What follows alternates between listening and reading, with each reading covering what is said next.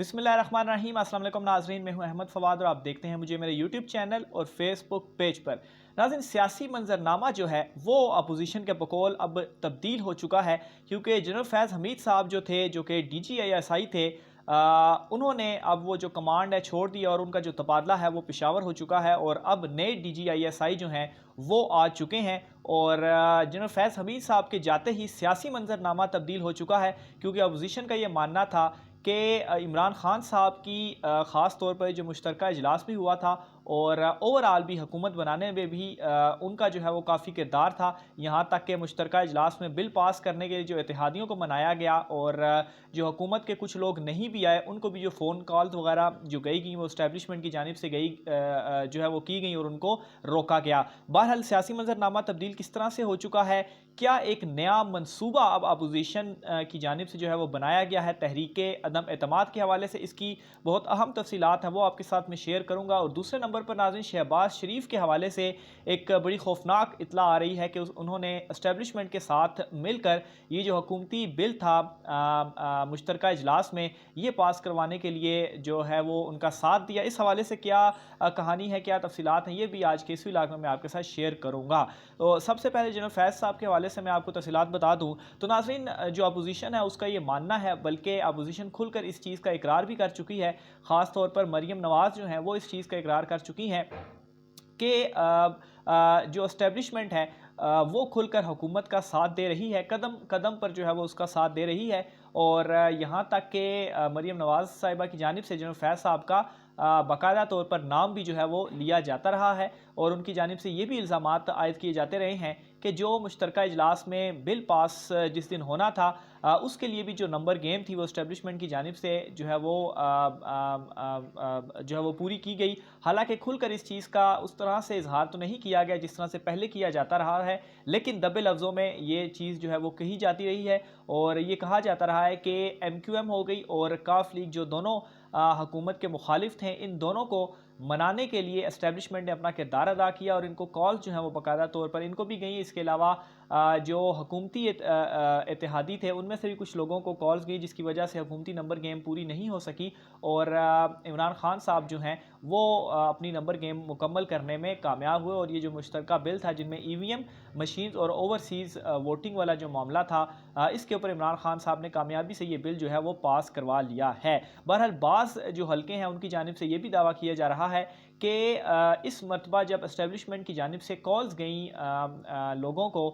या अरकान पार्लियामेंट को और ये कहा गया कि ऑब्वियसली वो बिल को सपोर्ट करें, तो उस दौरान उनसे ये चीज़ भी कही गई कि ये आखिरी मरतबा होगा और ये आखिरी मरतबा होगा कि आपसे सपोर्ट मांगी जा रही है। इसके बाद जो है वो आपको सपोर्ट आपसे जो है वो नहीं मांगी जाएगी। आपसे जो है वो इवन इत्तेहादी हों या जो कोई भी हों, इस तरह से जो कुछ हल्के हैं वो इस चीज़ का दावा जो है वो कर रहे हैं। तो बहरहाल अपोजिशन का अब ये मानना है कि चूँकि जनरल फैज़ साहब अब DGISI नहीं रहे और उनका तबादला हो चुका है, तो इसलिए जो जनरल बाजवा साहब हैं वो तो ऑलरेडी उनकी जो दूरियाँ थी वो मौजूद थी। हालाँकि इस वाले से भी मैं आगे चलकर आपको असल जो हक़ाइक़ हैं वो भी बताता हूँ। बहरहाल जो अपोजिशन की जो इस वक्त जो चल रहा है वो चीज़ें मैं आपको पहले बता दूं। तो उनका ये कहना है अपोजिशन का कि चूँकि जनरल फैज़ साहब चले गए हैं तो अब क्या है, इमरान खान साहब अकेले हो चुके हैं और अब इमरान खान साहब को हटाना मुश्किल जो है वो नहीं है। और इस वक्त पहले मरहले में अपोजिशन की जानिब से टारगेट किया जा रहा है हुकूमत के दो अहम तरीन खिलाड़ियों को। और दो अहम तरीन जो खिलाड़ी हैं उनमें एक तो स्पीकर कौमी असम्बली असद कैसर साहब हैं और दूसरे नंबर पर चेयरमैन सेनेट सादिक संजरानी साहब हैं। इनके खिलाफ अदम एतमाद की तहरीक जो है वो लाई जाएगी, पहले इनको हटाया जाएगा और हुकूमत को एक तो टेस्ट भी करेगी अपोजिशन खुद को और हुकूमत को भी इस तरह एक धचका जो है वो देगी कि हमने आपके जो दो खिलाड़ी हैं इनको गिरा दिया है। पार्लियामेंट में अगर इत्तेहादी ना हो तो फिर जो एक अक्सरियत है वो हुकूमत के पास नहीं रहती और उसके बाद फिर अदम एतमाद की तहरीक जो है वो पास उसकी कामयाबी जो है वो मुमकिन है। और इसी तरह से अगर सेनेट की बात की जाए तो वहाँ पर पहले से ही हुकूमत के जो अरकान हैं वो उनकी तादाद कम है। बहरहाल अब मैं थोड़ी सी मज़ीद चीज़ों की तरफ इनका जो काउंटर है वो मैं आपके सामने पहले अपनी राय जो है वो पेश कर दूँ, फिर उसके बाद शहबाज शरीफ वाले मामले के ऊपर जो है वो मैं आता हूँ। तो नाज़रीन, मामला कुछ इस तरह से है कि ये बारहा इल्ज़ाम लगाया जाता है अपोजिशन की जानिब से कि इमरान खान साहब को इस्टेब्लिशमेंट लेकर आई है, और यहाँ तक कि बहुत सारे हलकों में रिज़ल्ट जो है वो चेंज किए गए और हर जगह में जो है वो साथ दिया गया। तो इसकी सबसे पहली चीज़ तो मैं आपको ये बता दूं, मेरा गुज़श्ता व्लॉग भी आप देखिएगा कि उसमें मैंने कुछ हल्के ऐसे गिनवाए थे जिनमें वोट का जो मार्जिन था सिर्फ कहीं पे 50 था, कहीं 100 था, कहीं 200, 500 इस तरह से था। और वहाँ पर ओवरसीज़ के अगर वोट डल जाता है तो वो पाकिस्तान तहरीक इंसाफ के हक़ में जो है वो हल्के चले जाते हैं। तो अगर वाकई एस्टेब्लिशमेंट को ये चीज़ करनी होती, उन्होंने इमरान खान साहब को सीटें दिलवानी होती, तो ऐसे हल्के जहाँ पर इमरान खान साहब सिर्फ 80 वोट या 100 वोट या 500 वोटों से हारे हैं, तो वो हल्के जो है वो इमरान खान साहब की गोद में जो है वो क्यों नहीं डाले गए। तो ये सरासर एक इल्ज़ाम है। ज़ाहिर सी बात है, उन्होंने अपनी हार को कवर करने के लिए कुछ ना कुछ तो कहना ही है, तो इस वजह से वो इस वक्त ये तमाम तर बातें जो हैं वो कह रहे हैं। दूसरे नंबर पर नाज़रीन, वो ये जो चीज़ कहते हैं कि इत्तेहादी जो है वो इमरान खान साहब के साथ इस वजह से थे कि इस्टेब्लिशमेंट की जानिब से उन्हें काले की गई, तो अब जनरल फैज़ साहब नहीं है, तो अब वो इत्तेहादियों को या पाकिस्तान तहरीक इंसाफ के लोगों को बड़ी आसानी के साथ अपने साथ जो है वो मिला सकते हैं। तो इसमें नाज़रीन एक बात मैं आपको खुलकर बड़े वाज़ेह अंदाज में बता दूँ कि जो हुकूमती इत्तेहादी हैं MQM, उन्होंने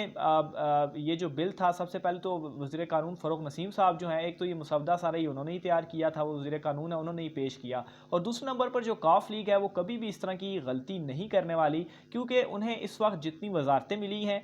इसके अलावा स्पीकर पंजाब असम्बली भी परवेज़ इलाही का है, और जो आइंदा इंतखाबात होने वाले हैं उनमें भी उनकी ये कोशिश है कि तहरीक इंसाफ के साथ मिलकर कंबाइन इलेक्शन लड़के ज़्यादा से ज़्यादा जो नशिस्तें हैं वो निकाली जा सकें। तो वो कभी भी ये गलती नहीं करेंगी कि इमरान खान साहब के मुखालिफ वो खड़े हो सके, क्योंकि काफ लीग और MQM दोनों जो हैं वो डसे हुए हैं नवाज़ लीग और पीपल्स पार्टी के इनके दौरे हुकूमत में। बहरहाल इस हवाले से अपोजिशन की मजीद क्या प्लानिंग सामने आती है, वो किस तरीके से इत्तेहादियों को आया वो कामयाब हो जाते हैं या नहीं, इस हवाले से आगे आने वाले दिनों में पिक्चर जो है वो मजीद क्लियर हो जाएगी जब वो अदम एतमाद की तहरीक इन दोनों के खिलाफ जो है वो पेश करेंगे, तो उसकी तफसीलात भी जो है वो आपके सामने रखूँगा। बहरहाल इस वक्त की जो सिचुएशन है, इमरान खान साहब की जो जीत हुई है, ये एक बहुत बड़ी जीत हुई है, और इसमें हमने देखा है कि वाज़े तौर पर जो इत्तेहादी हैं वो इस वक्त तक अब जो है वो हुकूमत के साथ हैं। दूसरे नंबर पर नाज़रीन, एक और दलील मैं आपके सामने ये रखूँगा कि ये अदम एतमाद की तहरीक वो लेकर तो आए, लेकिन मेरा नहीं ख्याल कि ये जो है वो किसी तरह से एक अपोजिशन इसमें कामयाब हो सकती है। और इसकी जो मिसाल है वो आज का सेनेट का जो इजलास हुआ है वो है। सेनेट के आज इजलास में हुकूमत की जानिब से मज़ीद 3 बिल जो थे वो पेश किए गए और उन्हें कामयाबी के साथ मंजूर भी करवाया गया। तो अगर जो अपोजिशन है वो वाकई उनके पास जो अददी नंबर हैं वो पूरे होते, तो आज सेनेट में जहाँ पर ऑलरेडी हुकूमत जो है उनके नंबर्स कम हैं और जो अपोजिशन जमातें हैं उनके नंबर्स ज़्यादा हैं हुकूमत से, तो वो इन बिलों को पास होने से रोक सकते थे, लेकिन ऐसा नहीं हुआ। और हुकूमत ने आज, इमरान खान साहब ने आज एक और कामयाबी समेटी, सेनेट से भी इन 3 बिल्स को पास करवा कर। दूसरी तरफ नाज़रीन, शहबाज शरीफ के हवाले से अगर मैं आपको बताऊं तो उनके ऊपर एक इल्ज़ाम लगाया जा रहा है कि जब ये बिल पेश किया गया तो शहबाज शरीफ जो थे वो स्पीकर डाइस पर गए और वहाँ पर थोड़ा सा शोर शराबा करने के बाद उन्होंने कहा कि आए हम सब जो हैं वो वापस चले जाते हैं। और इससे क्या हुआ, काफ़ी सारे अपोजिशन के लोग वापस चले गए और यूँ उनका नंबर गेम जो था वो ऑलरेडी कम हो गया था, जिसकी वजह से हुकूमत को जो है वो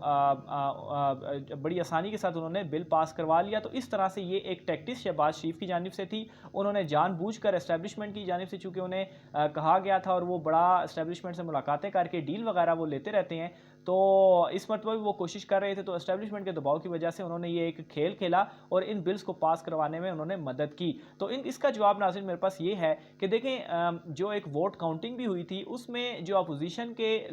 मुत्तहदा अपोजिशन थी, उन तमाम लोगों के जितने भी उस दिन वो पार्लियामेंट में आए थे उन तमाम का वोट जो है वो काउंट हुआ था। तो अगर कोई साजिश होती इस तरह की, तो शहबाज शरीफ अगर बाहर गए थे, उनके साथ बहुत सारे लोग बाहर गए थे, तो उनका वोट काउंट ना होता। लेकिन जो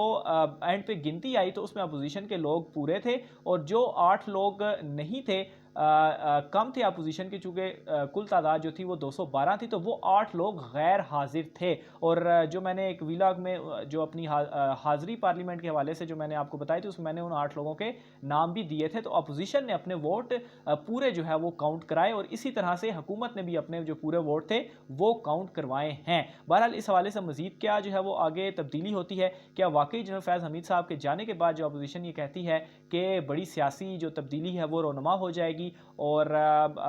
20 तारीख के बाद जो अदम एतमाद की तहरीक है वो कब जो है वो अब अपोजिशन लेकर आती है, या मज़ीद क्या हुकूमत के लिए वो मसाइल क्रिएट करती है, इस हवाले से जो भी तफसीलात सामने आएंगी आप नाज़रीन के साथ शेयर करते रहेंगे। अपनी राय का इज़हार कमेंट बॉक्स में लाजमी कीजिएगा। आज के व्लॉग से मुझे इजाज़त दीजिए। अल्लाह हाफ़िज़।